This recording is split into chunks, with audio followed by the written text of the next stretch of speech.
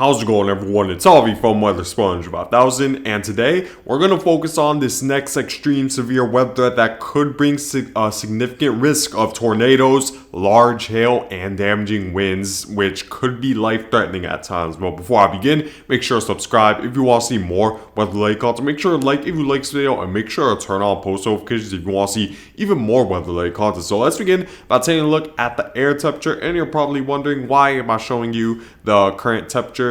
for the United States when we're talking about severe weather? And that's exactly why I'm showing this to you, because if you take a look at how stark the temperature contrast is between the Rocky Mountain region,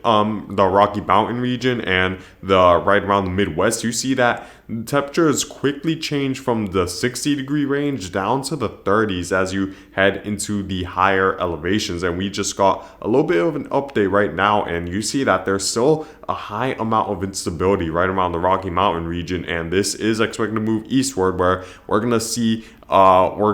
see just enough lift in the atmosphere induced by this instability to see our next not only major but extreme tornado threat throughout the southeast, where I believe this tornado threat will be extremely significant, and you need to prepare throughout the southeast, because I do believe that some of these supercell thunderstorms and tornadoes could be life-threatening at times. So you see that now temperatures are starting to rise. Of course, it's right around 12 p.m. Central Time, where we're now seeing the daytime heating take over, where we're now seeing 70-degree temperatures throughout Texas, and this should help induce enough lift in the atmosphere for our next severe weather threat to occur in the near future. So if we were to take a look at how the lower 48 looks right now when it comes to precipitation, you see that it's primarily quiet for the most part. We do see some snow showers associated with this trough moving eastward, and this will be the same trough that will induce a severe weather threat right around southeast and enhance the risk of a major tornado threat. So if I were to continue to move forward, you see that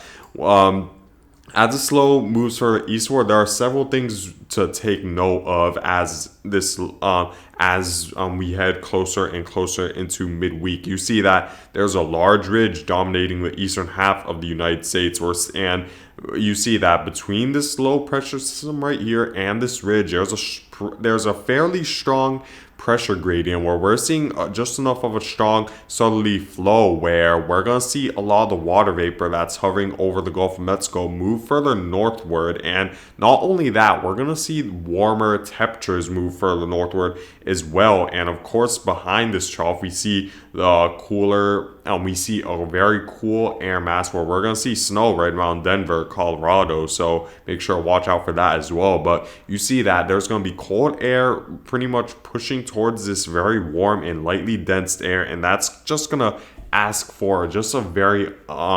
unstable environment where there's going to be a lot of lift with the air molecules and the water vapor for a severe weather threat to develop, I'd say right around the Monday night to Tuesday time frame, where we do see thunderstorms develop right around Texas and extending to Oklahoma and Kansas as well, where you see that we do see some supercell thunderstorms develop, as I do believe that there's going to be enough instability where we're going to see sort of a derecho event where we're going to see a large squall line extending over 200 miles of severe weather. So I do think that severe weather is likely throughout eastern Texas, the southeastern portion of Oklahoma, as well as Arkansas and Louisiana. And when it comes to the tornado threat, if we were to take a look at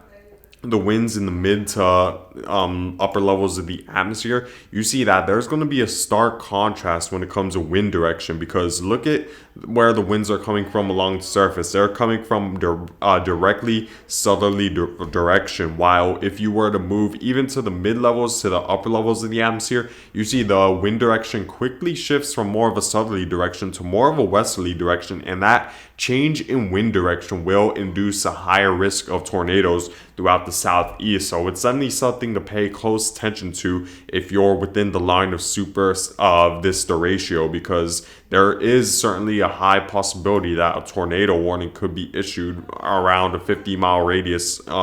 of within your area. So if our continue to move forward, you see the thunderstorms continue to move eastward. We still continue to see a strong southerly flow, and again we see that cold air move further southward, that significant jet stream dip, and we see an enhanced risk of severe weather throughout the southeast. Where again, if we were to take a look at the wind shear right around northern Louisiana, you see that you see that the wind direction completely shifts quite a bit within some of these thunderstorms, because look, not only is the wind direction in the lower levels of the atmosphere along the surface are coming from the south, they're coming from the southeast, which is a stark contrast from when even looking at the mid to lower levels of the atmosphere, you see that the wind direction quickly shifts with a small change in height, which shows that there is a high risk of tornadoes associated with these thunderstorms. And you see that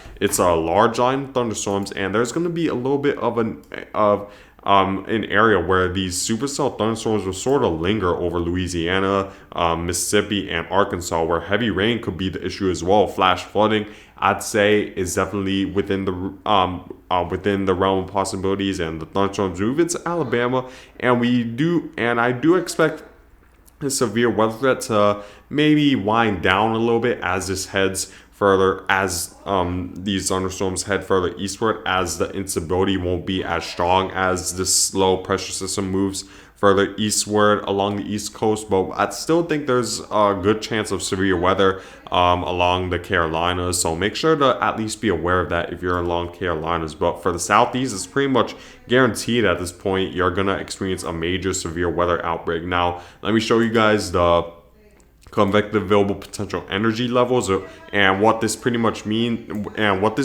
represents is how much lift there is in the atmosphere, how strong the updrafts will be, because of course the more lift there is in the atmosphere, the stronger the updrafts are, the more likely you're going to experience severe weather as a result of a high amount of instability with strong enough convection levels and strong enough lift in the atmosphere. And you see that we're going to see convective available potential energy levels increase quite a bit around southeast Texas, where we're going to see CAPE levels right around 1,300 joules per kilogram, which is quite a bit of convective available potential energy. And this will move into Louisiana and Mississippi as well, which does, and with convective available potential energy levels quite high, that should allow for cloud tops high enough for our high risk of large hail as well. And of course, when we see a high amount of convective available potential energy, that means that there's so much air being lifted up into the upper levels of the atmosphere that the air along the surface is going to be very low, which will induce a damaging wind threat associated with the storm as well. So that's something to keep in mind. Another thing we need to take a look at is the wind shear, because of course the stronger the wind shear, the more likely tornadoes will occur. And you see that we're going to see that significant dip in the jet stream, and we will see winds quite strong along the mid levels of the atmosphere, right around 103 knots, which is equivalent to winds well over 100 miles per hour, probably going up to category 3 type wind strength, which is quite strong, and it's strong enough to induce a major tornado threat along the southeast. Look at how strong the wind shear is along this cold front. So it's definitely something to be aware of throughout the southeast, that tornado threat is very likely. Now, let me show you guys the precipitation forecast over the next 5 days, because I think the heavy rain and flooding threat is likely associated with these thunderstorms as well. And you see that the worst of the rain should occur between eastern Texas all the way to the northwestern portion of Mississippi, where you guys will receive well over 3 inches of rain. Most likely 3 to 5 inches of rain should be expected, and this will fall down at a very fast clip. So make sure to be aware of flash flooding. You don't necessarily need a ton of total rainfall accumulation to create a major flash flooding threat. So make sure to keep that in mind, even if you're in the areas where you aren't expected to experience 3 inches, because I still do think that flash flood threat is certainly likely in a lot of these areas, even if you're not within the heaviest total rainfall accumulation for the Southeast. So make sure to keep that in mind throughout the Gulf Coast states. Now, let me show you guys the Futurecast radar to see when you guys should expect your first severe weather. So if I were to continue to move forward, you see that this trough will continue to move eastward. We will see a little bit of snow. And again, since we're seeing just enough of a strong southerly flow bringing that warmer air from the Gulf of Mexico and that water vapor from the Gulf of Mexico further northward, pretty much interacting with this very cool air mass to the northwest of it, we're going to see a high amount of lift, and we're going to begin to see thunderstorm activity right around the Monday afternoon time frame, and we should begin to see this severe weather really begin right around the evening time on Monday, especially this derecho that's going to be extend, I'd say, from right around Dallas, Texas, as far south as San Antonio. So make sure to keep that in mind of supercell thunderstorms moving through the area, and we will see thunderstorms extend to Oklahoma, Arkansas, and Louisiana as well. So make sure to prepare that for Monday night throughout these states, because a major severe weather threat is expected, and we should see this move into Louisiana and Arkansas right around Tuesday morning into Tuesday afternoon. So make sure to be aware of that. And take a look at the convective outlook for Monday. You see that the worst of severe weather should occur right around central Texas from Houston, maybe as far north as Dallas. And if we were to take a look at day 3, you see that we could see a moderate risk of severe weather, which pretty much shows that there's a likely chance you will experience severe weather right around this area. So make sure to keep that in mind throughout the Gulf Coast states. And here's my forecast when it comes to where the worst of the severe weather will be within the next 4 days. So I'm expecting an extreme severe weather threat throughout southern Mississippi, extending Louisiana and Alabama. I do believe that you guys need to prepare for a possibility of a tornado, because I do think that this tornado threat could be life-threatening. Large hail and damaging winds are also likely. And you see that this major severe weather risk extends to New Orleans, the Gulf, right around Gulfport, Mississippi, Mobile, Alabama, and as far north as Dallas, Texas, should experience severe weather as well. So make sure to keep that in mind all throughout the Gulf Coast states, and make sure to stay safe and prepare. But yeah, guys, I guess that's it for this video. I thank you guys for watching, and make sure to subscribe if you want to see more weather-related content, and I hope you guys all have a great day.